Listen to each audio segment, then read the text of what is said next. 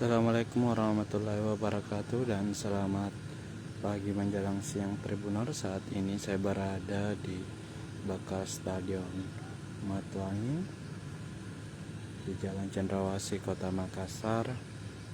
Tepatnya saya berada di sisi selatan. Dulunya tempat stadion berdiri tidak jauh dari Yayasan Olahraga Sulawesi Selatan atau YOS, dan saya akan laporkan terkait jelang 2 tahun diruntuhkannya atau dirobohkannya Matuangi, namun sampai sekarang belum ada tanda akan dibangun kembali. Dari depan layar kaca Tribuners bisa dilihat rumput ilalang, bahkan pepohonan sudah mulai tumbuh dan tumbuh di bekas stadion kandang PSM Makassar ini. Ketinggiannya bisa sudah melebihi tinggi orang dewasa, dan area jalan di stadion juga sudah rusak parah. Yang sebelumnya itu beraspal, namun kini sudah rusak dan rumput ilalang tinggi terlihat jelas di layar kaca para Tribuners, dan sejumlah lubang yang kemarin menelan korban jiwa 3 orang sudah ditutupi oleh pemerintah Provinsi Sulawesi Selatan. Dan terbaru dari Stadion Matuangi ini adalah lelang ketiga tidak urung dilakukan. Setelah 2 kali lelang tidak ada pemenang tender karena perusahaan yang ikut serta lelang tidak memenuhi syarat untuk melanjutkan ke lelang ketiga. Tidak bisa dilakukan karena adanya gugatan perdata dari pihak YOS dan atas nama Teddy Anwar, meski Pemprov mengklaim telah memenangkan dari segi putusan dari pengadilan. Namun untuk membangun ini pihak Pemprov masih belum bisa karena memegang teguh prinsip kehati-hatian.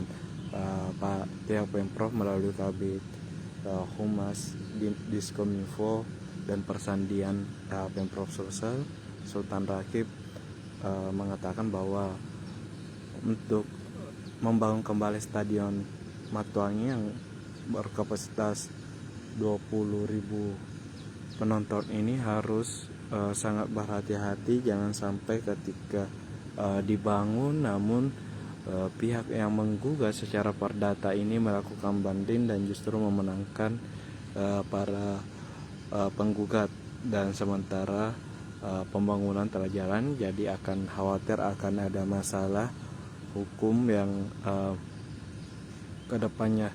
Di lain sisi juga bahwa pemerintah pusat pasca tragedi Kanjuruhan yang menewaskan 133 orang pada Sabtu 1 Oktober lalu telah berencana untuk merenovasi sejumlah stadion yang menjadi markas dari klub sepak bola di Indonesia, di mana perencanaan untuk renovasi akan dimulai pada tahun depan.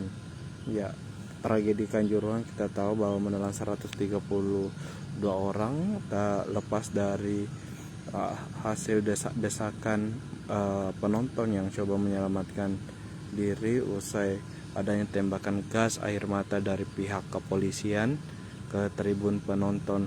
Dan dari pemerintahan dan Presiden Joko Widodo sendiri telah memerintahkan untuk merenovasi, bahkan bekas kandang Arema tersebut akan direnovasi menggunakan APBN sekitar 500 miliar lebih. Tentu pemandangan berbeda terjadi di bekas kandang PSM di Stadion Matuangi ini. Sudah 2 tahun dirobohkan, bahkan sudah menelan juga 3 korban jiwa, namun tak ada perhatian dari pemerintah pusat maupun pemerintah DPRD. Kemarin terakhir ketika Menpora datang ke Kabupaten Bone untuk membuka Liga Beringin, ditanya soal Matuangi justru lempar tangan dan meminta para awak media mengkonfirmasi ke DPRD Sulsel. Dan sementara dari supporter berharap besar adanya pembangunan Stadion Matuangin, karena memang Matuangin menjadi harga mati bagi kandang PSM. Kita tahu bahwa banyak sejarah yang dilahirkan dari Stadion Matuangin yang dibangun pada tahun 1957-58 ini oleh Andi Matalata untuk digunakan sebagai tuan rumah PON pada saat itu. Dan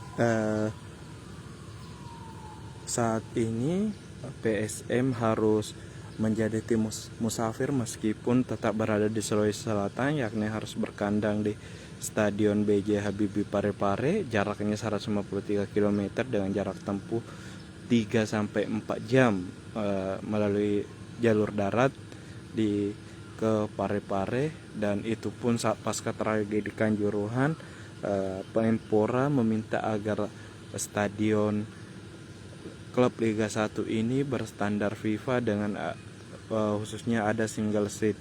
Sementara kita tahu sejauh ini bekas kandang PSM di Stadion B.J. Habibie Parepare itu belum menggunakan single seat. Ini juga menjadi kekhawatiran para pecinta PSM, jangan sampai musim ini jika liga dilanjutkan skuad Laskar Pinisi harus menjadi tim musafir dengan kandang yang tidak memenuhi hasil verifikasi atau uji kelayakan dari pemerintah, baik dari PSSI, FIFA maupun AFC.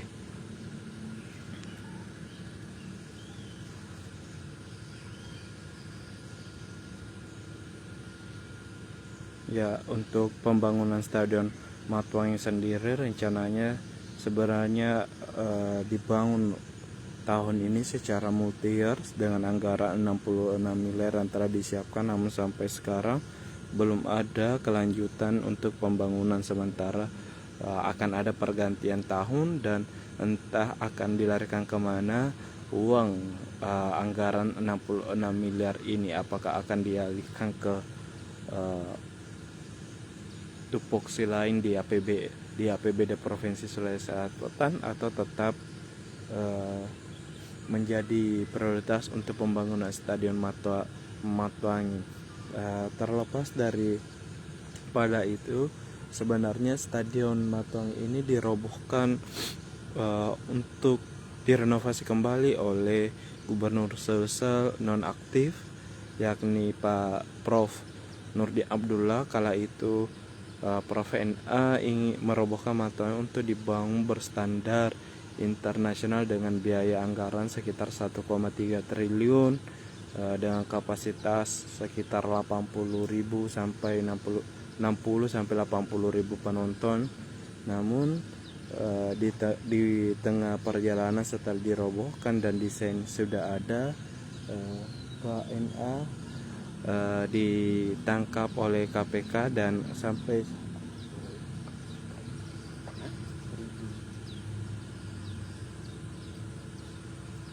bisa diungkap sekarang itu sebelum jatuh korban lagi kedalaman air 2 meter.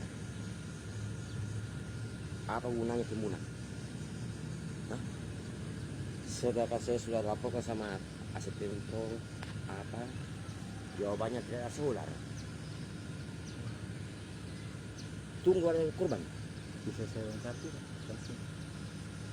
Bisa. Pak. Bisa dijelaskan terkait mungkin kondisi Stadion Matuangin saat ini seperti apa, Pak? Saat ini sekarang sangat mencurigakan, sangat membahayakan. Bagaimana saya katakan membahayakan? Air kedalaman sekarang kurang lebih 2 meter. Yang bekas galiernya, Pak? Bekas galiannya. Apa gunanya timbunan itu terkatung-katung di atas kalau tidak didorong? Apa betul-betul menunggu korban lagi yang selanjutnya? Tapi kita tidak inginkan, kalau bisa secepatnya diratakan saja. Nggak usah bangun dulu lapangannya, Pak. Yang penting jangan ada korban. Berarti saat ini yang Kubangan kemarin yang menelan korban jiwa belum tertutup full ya, Pak? Belum full. Masih ada sekitar berapa luasnya itu, Pak? Masih banyak. Kita masa ada sampai ke sana ada kayak 50 kali 50 kali 50. 50 kali 50 ya Pak. Kita mau kalau anak-anak kalau air itu biar kita larang, Iya. kita udah turun. Bagusnya lagi anak-anak Pak, kalau kita tegur dia naik, tapi kok setelah naik bersatu berteriak, maki-makinya Pak luar biasa. Terus saya sebut di sini. Iya. Seandainya juga tidak sebut nama tidak apa-apa. Iya. Tapi dibagi-maki pas sampai bilisan. Nomor 2 kalau bisa dipercepat Satpol PP-nya dari jam berapa sampai jam berapa. Kalau bisa 2 shift, pagi sampai sore, pagi sampai jam 12 siang, jam 12 siang sampai jam 5, jam 6. Karena biasa anak kalau jam 6 sore itu mereka habis mandi hujan senang di air toh, Iya. pasti turun. Kita cukup mengawasi tapi menjaga ya. Ya untuk Apa jangan sampai Satpol. terjadi itu. Nah, kita koordinasi tegur. Itu saja. Jadi kalau masyarakat sendiri justru diabaikan sama anak kecil ini semua ya Pak. Wih, bayangin buat kita dimaki Pak. Anjing kungkung. Kalau Satpol setidaknya mereka sudah bisa berhenti langsung ya Pak kalau pihak keamanan yang Tidak juga Pak. Malah ada lawan. Bagaimana kita mau pukul anak kecil di bawah umur? Iya. Berapa biasanya Pak jumlahnya anak kecil di yang Wih, ada sekitar 20-an. 20-an ya Pak. Kedalapannya sekitar masih ada 2 meter. Siap. Atas nama siapa Pak? ABC. Pak BC. Siap. Kasih banyak Pak. Nah, ini